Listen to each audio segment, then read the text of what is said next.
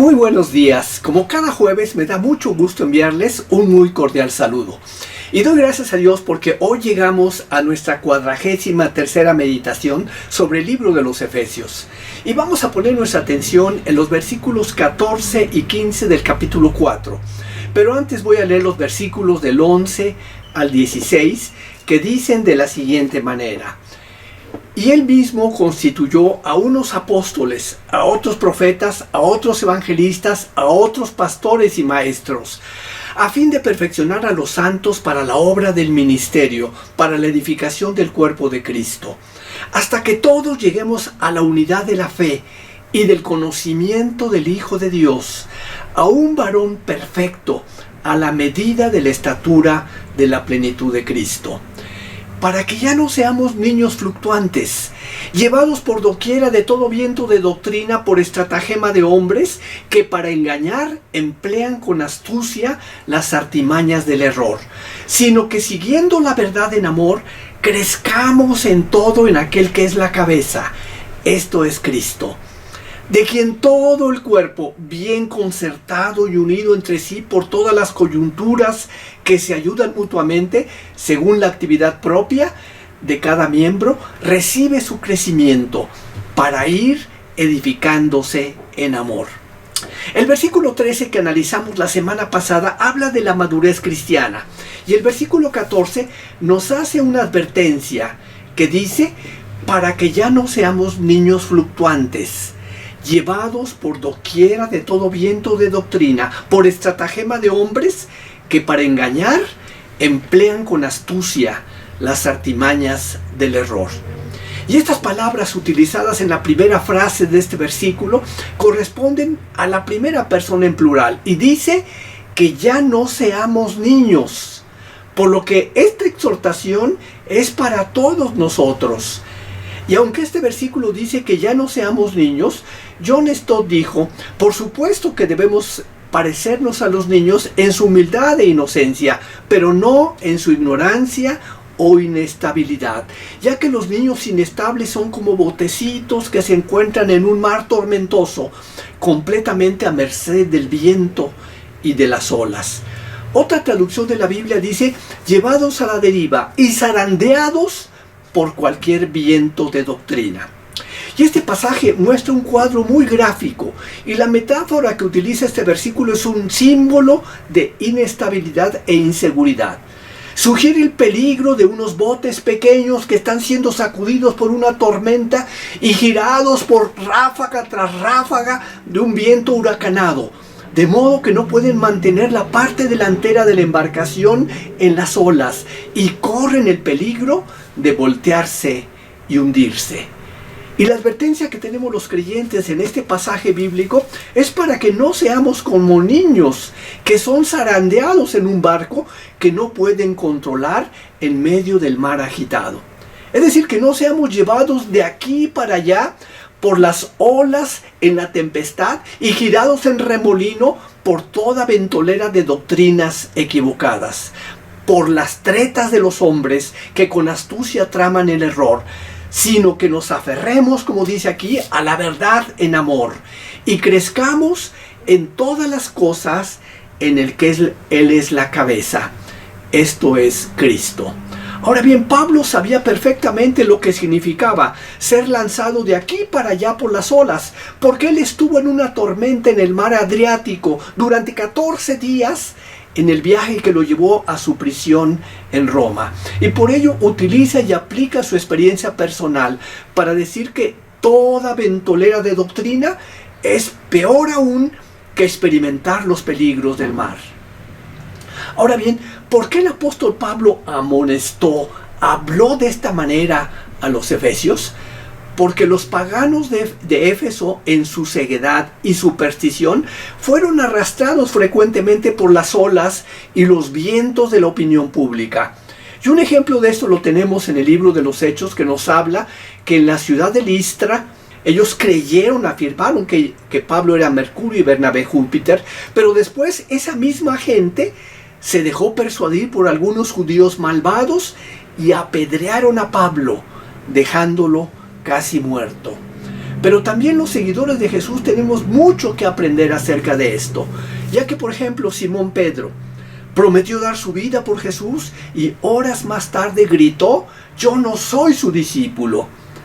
Ahora bien, la realidad fue que los Gálatas, los Efesios y algunos miembros de la iglesia de Colosas estuvieron en un verdadero peligro de prestar oídos a los falsos filósofos.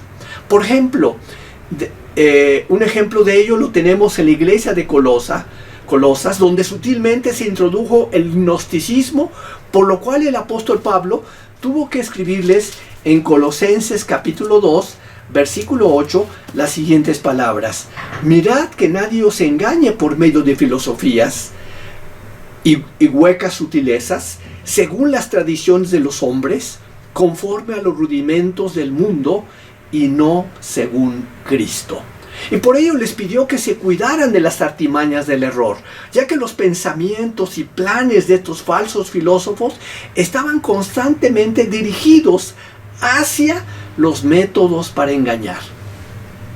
Miren ustedes, F.F. Bruce dijo que algunos cristianos alcanzan la madurez bastante pronto, pero otros nunca la alcanzan, sino que hasta el final de sus días corren ansiosamente tras la última moda religiosa, es decir, de acuerdo al viento de doctrina que resulta que sopla con más fuerza en ese momento.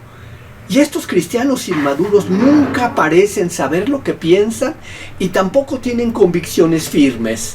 Y no pueden resistir la astucia, los artificios de quienes emplean artimañas engañosas. Y caen presa fácil de los sofismas de los propagandistas religiosos, porque nunca han aprendido a reconocer la norma por la cual debe juzgarse toda enseñanza religiosa, o bien la reconocen solo en teoría, pero nunca han aprendido a hacer uso de ella.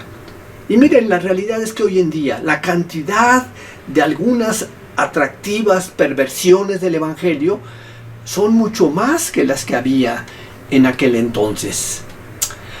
Pero vayamos ahora al versículo 15 que dice: sino que siguiendo la verdad en amor, crezcamos en todo, en aquel que es la cabeza, esto es Cristo.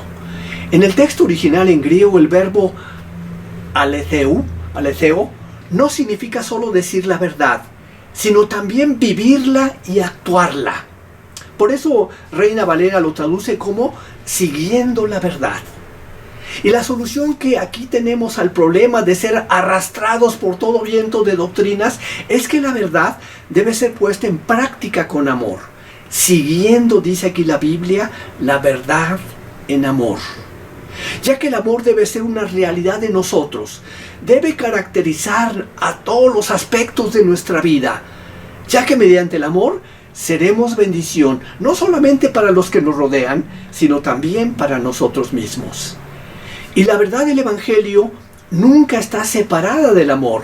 Y aunque se dice que algunas personas son toda verdad y nada amor, es un hecho que las personas sin amor no pueden ser toda verdad, como tampoco las personas que no se preocupan por la verdad pueden ser todo amor. Miren, 1 de Juan es muy claro al afirmar que Dios es amor, que Dios es luz y que en Él no hay oscuridad alguna.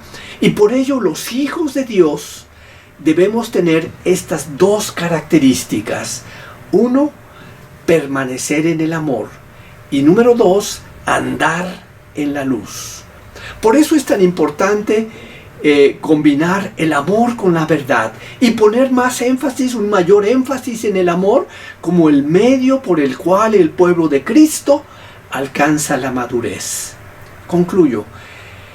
Este pasaje nos invita para que viviendo conforme a la verdad, crezcamos enteramente en el amor, en aquel que es la cabeza, esto es Cristo, de quien todo el cuerpo, arreglado y ensamblado, con todos los ligamentos que lo sustentan, según el funcionamiento armonioso de cada parte separada, adquiere el poder de crecer como un organismo perfecto para que se edifique en el amor, como dice el versículo 16, de quien todo el cuerpo, bien concertado y unido entre sí por todas las coyunturas, que se ayudan mutuamente, según la actividad propia de cada miembro, recibe su crecimiento para ir edificándose en amor.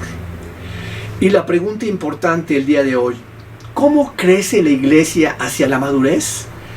La Biblia nos dice que crece por la verdad y el amor.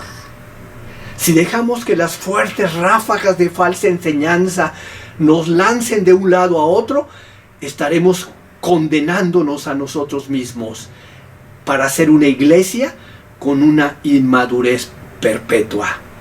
En lugar de eso, lo que necesitamos es la verdad, siempre que la vivamos con amor, porque es en amor que la iglesia crece y se edifica a sí mismo, y lo que aquí se nos pide es una equilibrada combinación de ambos. Concluyo repitiendo a ustedes la exhortación del versículo 15, que dice: sino que siguiendo la verdad en amor, óiganlo bien, hermanos, siguiendo la verdad en amor, crezcamos en todo, en aquel que es la cabeza, esto es Cristo. Amén.